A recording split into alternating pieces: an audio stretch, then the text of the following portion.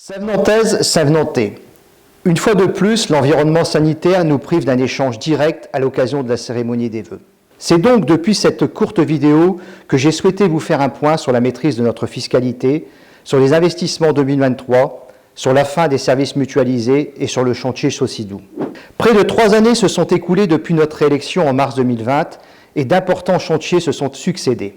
C'est d'abord la première tranche de travaux de l'ancien hospice pour un montant de 3 600 000 €, puis la restructuration urbaine d'une partie du chemin de ceinture et rue Ancienne Fortification, avec la mise en valeur du patrimoine bâti pour un montant de 1 146 000 €. C'est la refonte totale d'une section des rues d'Air et Hurtevent pour un montant de 1 852 000 €, et c'est aussi la poursuite du chantier de rénovation de l'ancien hospice, intégrant le bâtiment central dédié au tissu associatif et à un espace de coworking pour un montant de 3 234 000 €. Tous ces travaux ont pu voir le jour par le travail assidu de votre équipe municipale, de votre maire André Flageolet et des différents partenaires financiers que sont Europe, État, région, conseil départemental et communauté d'agglo qui ont bien mesuré l'ampleur et l'aspect qualitatif de nos projets. Je veux ici vous dire ô combien ces travaux structurants pour notre ville ont été soutenus financièrement au maximum de ce qui était possible. La vente par la ville de la résidence accueil à un opérateur HLM vient équilibrer l'opération, nous permettant de maintenir depuis 3 ans notre fiscalité. Fidèle à nos objectifs, l'année nouvelle ne sera pas une année de relâchement.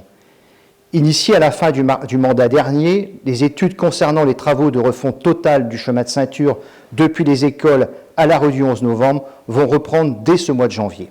Le montage financier est en cours et si tout se déroule comme nous le souhaitons, les travaux seront lancés dès cette année 2023 en y intégrant la suppression de l'accès des véhicules depuis le CD 916.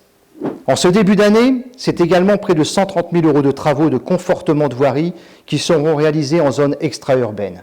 C'est aussi la poursuite du chantier hospice avec les aménagements intérieurs, la rénovation des 2 logements situés rue de Paris et la réfection de la chapelle avec l'appui remarqué de la Fondation du patrimoine. Sur la scène intercommunale, 2023 sonne le glas de certains services mutualisés, notamment le service éclairage public. À l'annonce au printemps dernier de cette décision par le président de la Cabalère, le personnel qui gérait jusqu'alors l'entretien, n'ayant plus de perspective, a quitté la fonction. Dès lors, le service a été assuré à minima jusqu'à fin 2022 par une société privée mandatée par la Cabalère. Nombreux vous avez été et vous êtes à nous interpeller sur les différents problèmes que vous rencontrez dans votre secteur. Nos services techniques ne disposant pas des habilitations et le matériel adéquat ont fait leur possible pour combler les manques de l'agglo. Le premier semestre 2023 devrait être le temps nécessaire d'adaptation par nos services et le matériel commandé en septembre dernier devrait nous être livré en mars prochain. Ce premier semestre sera aussi un temps de réflexion et d'échange avec les membres de la commission des travaux pour décider des mesures à prendre sur la baisse de nos consommations électriques. La FDE, Fédération départementale d'énergie, nous annonce des augmentations significatives pour 2023. Les efforts entrepris depuis quelques années sur le remplacement des lanternes vétustes par de la LED nous permettent aujourd'hui de limiter l'impact sur nos factures. Néanmoins, il conviendra d'accélérer la suppression définitive des lampes au sodium et d'étudier l'hypothèse d'éventuelles coupures d'éclairage la nuit. Énergivores, les décorations de Noël ont cette année fait les frais de cette augmentation de coût d'énergie, privilégiant les endroits symboliques comme l'hôtel de ville et les écoles. 2022 a mis au jour un chantier innovant et pleinement adapté à la configuration des lieux. Un mode de circulation doux, alliant espaces piétonniers, pistes cyclables et chaussées qualitatives. Le projet Chaussy-Doux rue d'Air et Hurtevent se veut sécurisant et de qualité.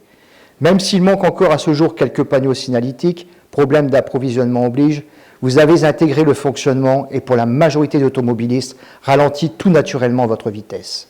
Chères Savenantaises, Savenantais, j'ai souhaité par ce court message au nom de l'équipe municipale vous retracer les grandes lignes de notre action, fruit du travail et de l'engagement de vos élus pour faire rayonner notre belle ville. J'ai souhaité également vous faire part des projets à venir, projets structurants qui transforment jour après jour notre commune pour la rendre toujours plus agréable. Je veux dire un grand merci à notre premier magistrat André Flageolet, avec lequel j'ai plaisir à travailler, et lui dire mon admiration pour la détermination dont il fait preuve sur chaque dossier et la vision qu'il porte sur l'avenir de sa commune. Merci à l'équipe que j'ai l'honneur de représenter, qui prend toute sa part dans le travail réalisé chaque jour au service de la population. Et merci au personnel communal qui contribue à la réussite de nos projets.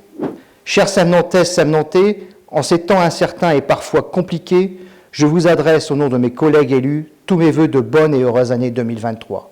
Je vous souhaite ce qu'il y a de plus cher, la santé et le bonheur.